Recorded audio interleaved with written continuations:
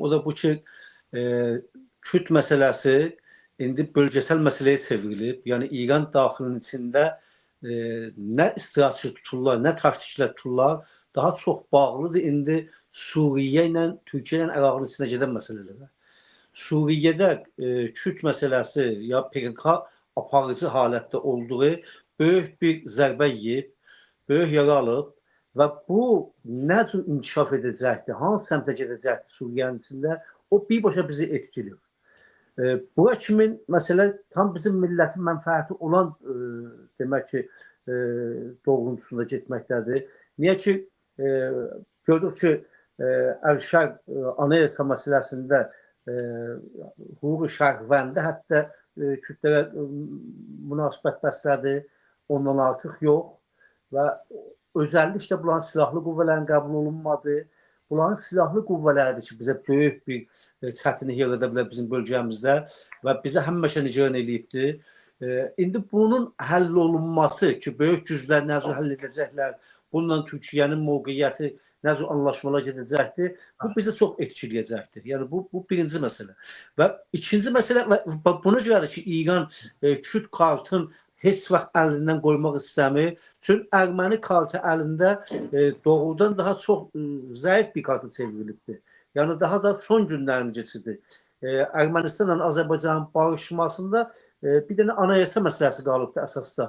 Ki, Ermənilər bunu indi bir türlü həll edə bilsələr, Azərbaycanla Ermənistan masada oturub və Azərbaycanın istəyi əsasından qabağa getməkdədir məsələlər. İran bir iş çabalar görsə də, çalışsa da amma daha aparıcı bir nəqş yoxdur bölgədə. Bölgəni Qafqazı kullan əldən verib. İndi isə də PKK Kürdü ilə çalışırdı ki, o bölgədə, yəni Suriye'nin içində, Lübnanın içində, Türkiye'nin içində, Irak'ın içində müəyyən bir at oynasın, o da əlindən getməkdədir. Və budur ki, İran hər baxımdan məsələyə yanaşanda görürük ki, doğrudan dalı tutmaqdadır.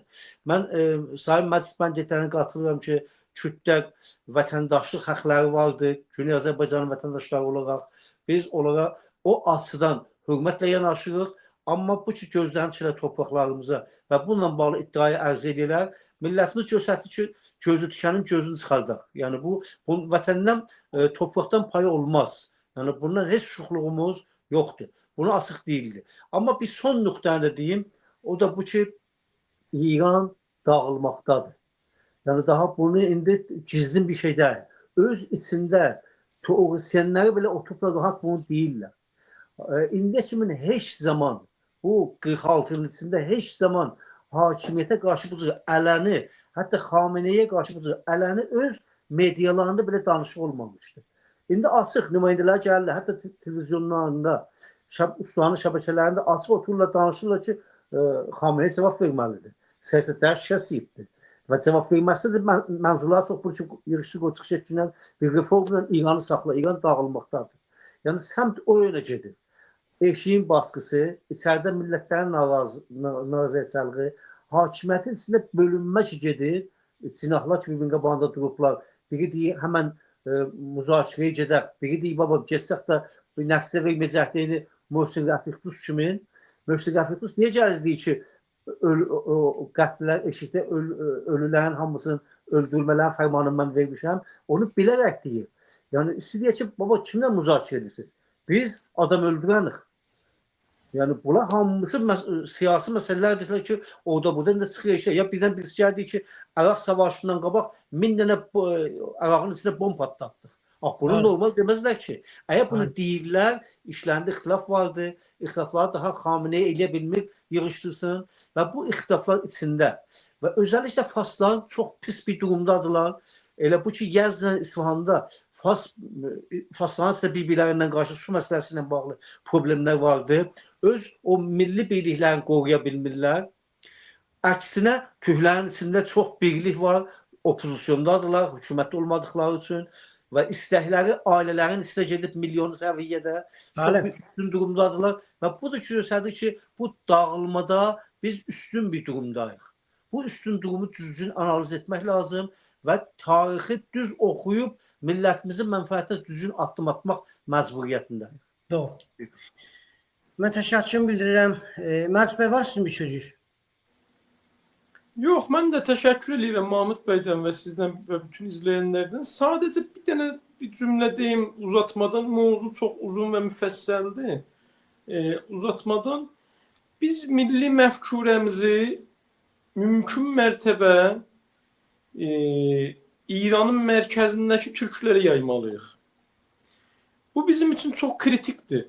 Bir gün bəlkə yəni müsait olsanız elə sırf bu məsələni danışmaqda fayda var.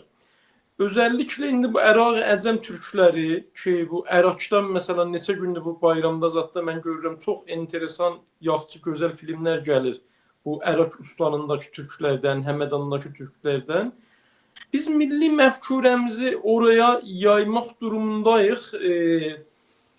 Əgər İranın mərkəzindəki türklərə milli məfkurəsini, türklük məsələsini yaya bilsək, əlimiz çox güclənəcək. Fövqəladə güclənəcək.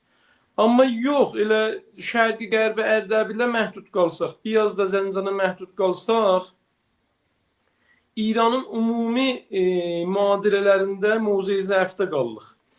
Qismət olsa, siz də müsait olsanız bir bölümdə bunu danışarıq. Bu çox kritik bir məsələdir. Həttəmən Məclis bəy biz hazırıq, demək olar, vaxt ayırıq, zaman ayırıq. Siz istədiyiniz zaman, istədiyiniz gün bu məsələləri qabağa aparaq. Sağ olun. Mən təşəkkür bildirirəm həm dəyərli Mahmud bəydən, həm dəyərli Məclis bəydən ki, zaman ayırdılar, dəyərli vaxtlarını bizim üçün qoydular və o dostlar ki, biz oturub indi canlı izlədilər ya daha sonra izləyəcəklər. Allah'a tapşırmamızı sağ olun, yaşayın.